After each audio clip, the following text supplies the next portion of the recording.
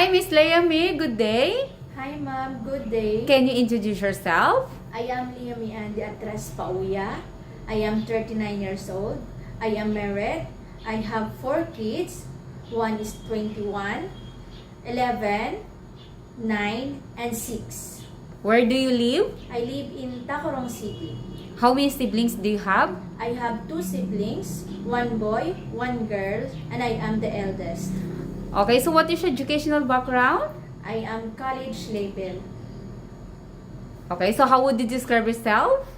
I am trustworthy, hardworking, and honest, and God-fearing. Why do you want to work in Hong Kong?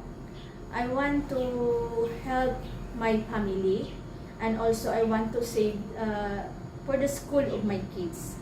Who will take care of your children when you work in Hong Kong? My husband will take care of my children. Please tell me about your working experience. I have 2 work experience in Abu Dhabi. One is Emirati family from 2009 until 2013. And also the one is company in the school in Virginia International School from 2014 until 2019. Okay, so what is your job duties there? From my first job, I work for the kids, and also they have 7 in the family. 5 kids.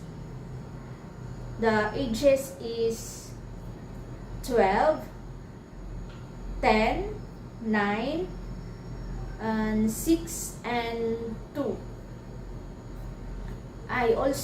My second job is at the school. I work for all around housekeeping, and also at the same time as a nanny. I help the kids for assisting for them for the meals and break time. Okay, so did you finish all your contract? I finished all my contract. Okay, so are you willing to get up early in the morning and sleep late at night? Yes, ma'am. Are you willing to take care of healthy elderly person? Yes, ma'am. Are you willing to take care of children and newborn Yes, babies? ma'am. What will do if the baby will cry? I will check the baby's diaper if it is wet, and also I will check if it is hungry. If hungry, I will feed. At the same time, I will check if it is sick. I will ask immediately to my employer. Okay, so what will do if the children are naughty and not listening to you? I will check the children. If it is naughty, I will give them the toy, or at the same time, I will ask them to sing with me. Okay, so what will do if you feel homesick? I will pray to God to help me to ensure my homesick, and also I will focus my work and the needs of my employer. Okay, so do you have the full consent of your husband, parents, family to work abroad? Yes, ma'am. If you have family problem, would you go home? Would you send financial support? I will send the financial support. Are you willing to share a room with the children, elderly, or other helpers? Yes, ma'am. Are you willing to work during your rest and plus overtime? Yes, ma'am. Do you promise not to use your cell phone during working hours? Yes, ma'am. Do you promise not to loan from any bank in Hong Kong? Yes, ma'am. Please sing a nursery song. Yes, ma'am. Baba black sheep, have you anyone? Yes, sir, 3 bags full. 1 for my master, 1 for my dame, 1 for the little boy who lives on the lane. Okay, so do you know how to swim? No, Do you smoke and drink alcohol beverage? No. Are you scared of dogs and cats? no, Do you have any tattoo? no, Do you have food allergy?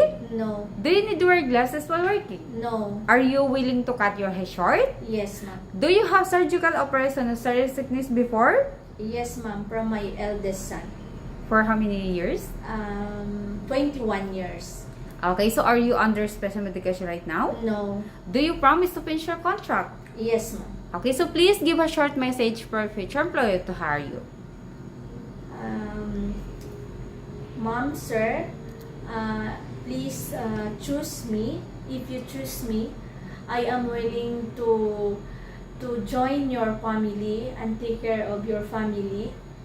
I hope you can give me a chance to join your family. And I hope to see you soon. God bless and thank you.